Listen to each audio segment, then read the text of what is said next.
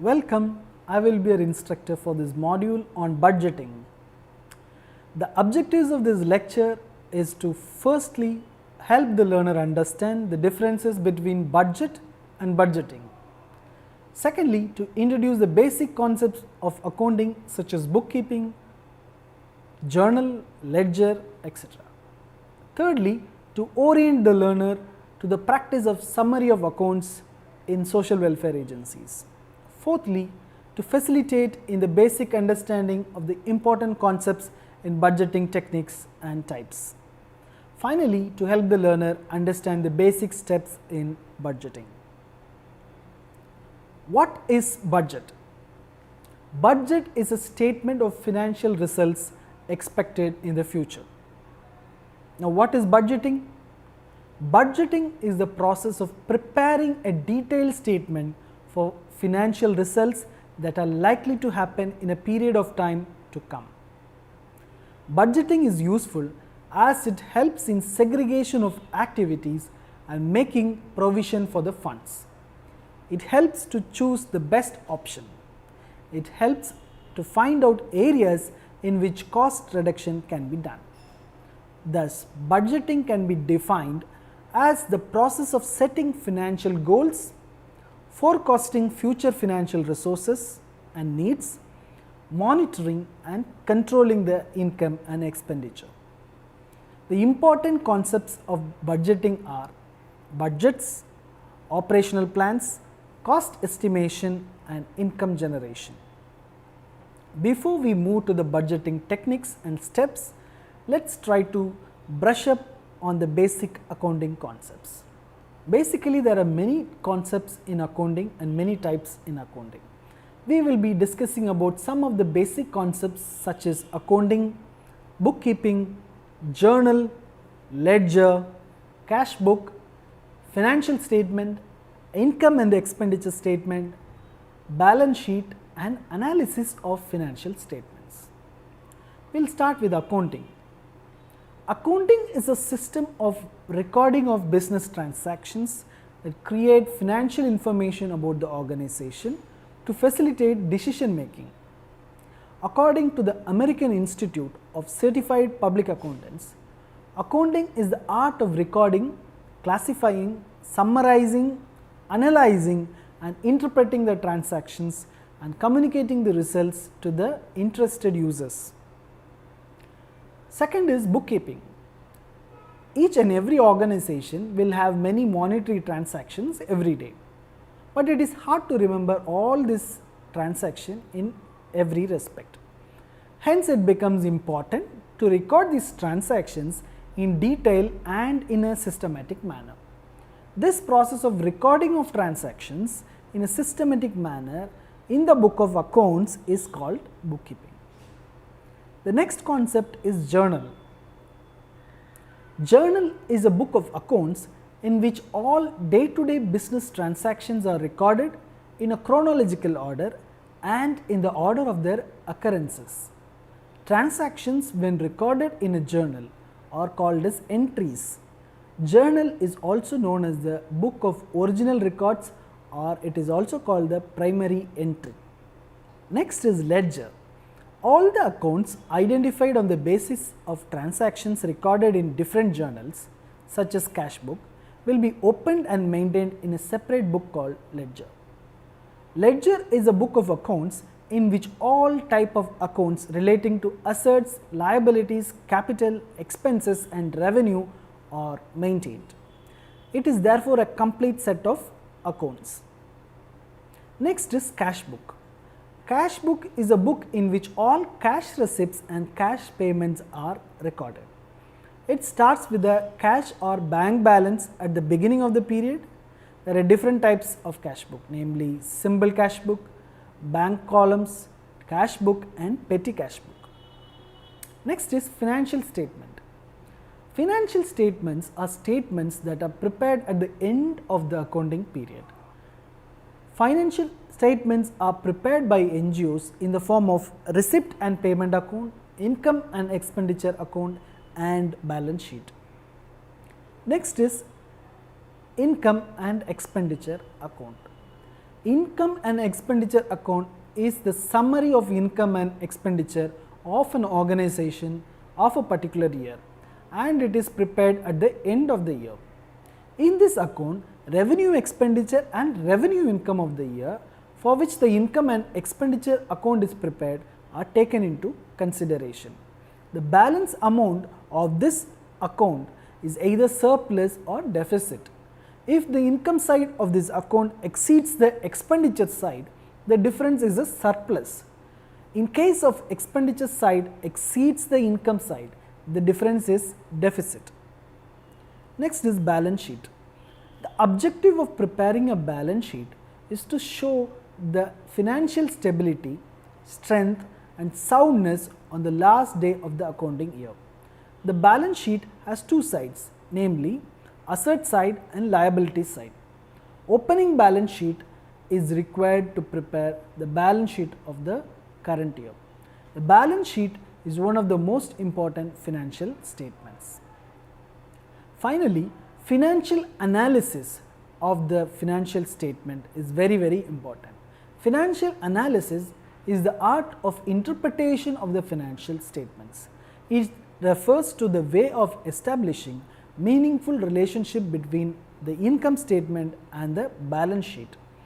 Analysis of financial statement is an attempt to assess the efficiency and performance of an organization. Now that we are clear, let's move on to an important part of this lecture. This is all about receipts and payment account in welfare organizations. The summary of accounts, which is prepared in most of the social welfare agencies or NGOs, is the receipt and payment account. The basic book of accounts maintained by the social welfare agency or an NGO is the cash book. It deals with the cash transaction on day-to-day basis.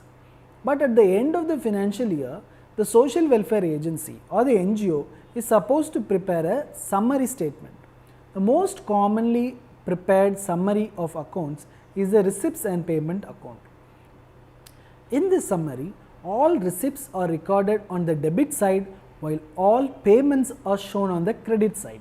Some of the concepts which are commonly recurring in the receipts and payment account are assets, consumable items, honorarium, donation, subscription, endowment, legacy. Honorarium is the remuneration paid to the management such as to the general secretary and to the president. Donation is the money received as gift. Subscription is the regular payment made by the members annually. Endowment is a fund for permanent means of support to the organization. This is usually established in memory of significant people or in the memory of loved ones. Legacy is the will of property or something left by a deceased person. Fixed asset refers to the books, buildings or any other item which is purchased in the name of the organization. Consumable items refers to any stationery goods. Now we move on to our main part of the lecture, which is on budget and budgeting techniques. There are three main types of budget, namely income and expenditure budget, capital budget and cash flow forecast. The income and expenditure budget sets out the anticipated running cost of the organization and shows where the funds will come from to cover the costs. A capital budget lists the expenditure intended for the coming years on capital equipments. Cash flow forecast predicts the flow of cash in and out of the organization throughout the year by breaking down the overall budget into small period of time. There are two main budgeting techniques, namely incremental budgeting and zero-based budgeting. In incremental budgeting, the current year's budget is based on previous year's actual budget or sometimes the budgeted figures of the previous year. Zero-based budget ignores the previous experiences and starts with next year's target and activities. But in zero-based budget, the writer of the budget should justify all the resources which are required. It is up to the organization to choose between zero-based budget and incremental budget. Now we move on to the steps in budgeting. There are 4 steps in budgeting. They are selecting the budget committee in the organization, setting the budget priorities in the organization, presenting the budget, and monitoring the budget. First is selecting the budget committee. The budget committee of an organization is an important committee. The persons who serve on this committee should have qualities such as familiarity with budgeting and accounting process, information on the strategic plan of the organization, and should have holistic perspective rather than lobbying for a particular project or a particular idea. The steps in developing the projects are firstly to define a budget timeline, to estimate the cost and resources required to achieve each and every objective. Thirdly, establishing and estimating the expected dates and amount of revenue that will be generated. Fourthly, comparing the expected dates and amount of revenue to the expected and estimated expenses. Developing the final budget and then presenting the budget for approval. Third stage is setting budget priorities. The budget committee has to examine the sources of revenue, the method of securing the funds, and the time period for achieving those needs. This period is called budget priority setting time. The next stage is budget presentation. Usually, the chairperson of the budget committee presents the budget before the board. The budget will be discussed in the board and final approval will be given after modification of the budget based on the comments of the board. Finally, the budget has to be monitored. After the budget is approved, finances will be available. But constant monitoring of the budget is an important factor for better performance of the organization. Several financial control mechanisms can be adopted for making the budget more effective. Now we will look at the budgets for social welfare projects. The budgets attached to project proposal present the program in financial terms to the donor. It reflects the plan and how the resources will be allocated for implementing the plan. While preparing budget, it is important to clearly state the goals and measurable objectives. Some of the points can be kept in mind while you apply for funds. Firstly, do not exceed the fund limit specified by the donor. Secondly, clearly justify the need for the money. You can consult a financial expert for reviewing your budget. Thirdly, you should make the budget reasonable and identify the organizational commitment for the match or in kind or any other grant. Show that the project is sustainable after the project period. Some more tips can be that before preparing the original budget, a shadow budget can be prepared. This helps in clarifying that what one wants from the budget and how it can be accomplished.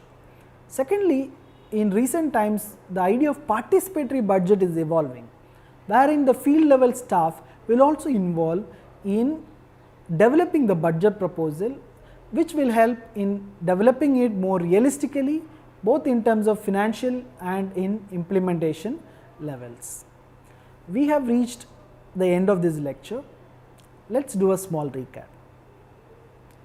The receipts and payment account is an important summary of accounts for social welfare organizations. We learned that there are 3 types of budget. They are income and expenditure budget, capital budget, and cash flow forecast. We also learned about the 2 types of budgeting techniques. They are incremental budgeting and zero-based budgeting. We also learned that there are 4 major steps in budgeting, which includes selecting the budget committee, setting the budget priorities, presenting the budget, and monitoring the budget. Hope you enjoyed this lecture. Thanks for attending this module.